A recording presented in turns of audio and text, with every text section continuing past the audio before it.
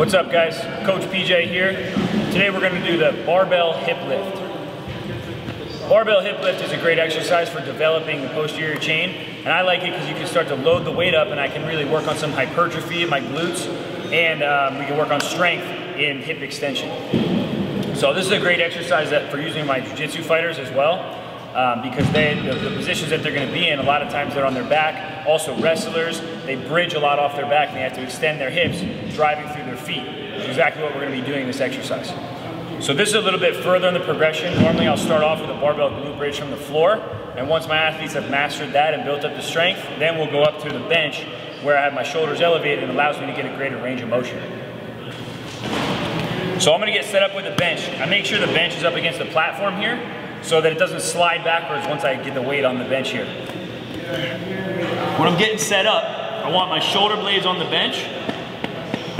I'm gonna get my feet set up so that they're hip width apart. I can use my arms for balance once I'm set up here. I wanna have my hips all the way elevated, okay? So to get the bar up, normally I'll start in that position and I'll have a friend or a partner come over and put the bar right against my, right on my hips. But if you don't have a partner, you can roll the bar up like I'm gonna do here. I use this AirX pad so it helps protect your hip bones where the bar is gonna be resting. You can also wrap a yoga mat around the bar. You can put a barbell pad on there so that the barbell doesn't crush your hips. Or if you're just really tough and you wanna tough it out, you can just use the metal on your hip bones. So here, I'm gonna roll the bar up. I'm gonna bring my knees in and be careful I don't roll over any valuable jewels there. I'm gonna set my feet up, hip width apart, toes up off the ground. So I'm only driving through my heels. I like to grab the bar out wide so I can lock my arms out straight and it prevents the bar from coming back at me. And then from here, I'm gonna drive through my heels and lift my hips up off the ground. I wanna get my hips all the way up, and at the top here, I'm focusing on squeezing my glutes, squeezing my butt cheeks together, okay? I don't wanna overextend my hips up. I just wanna focus on squeezing my glutes so that my hips are fully extended. Then I'm gonna lower down under control, and I'm gonna drive back up. Down under control, slow back up.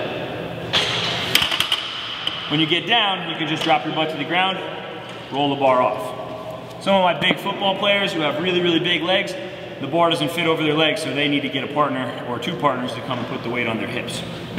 A couple common mistakes on this one.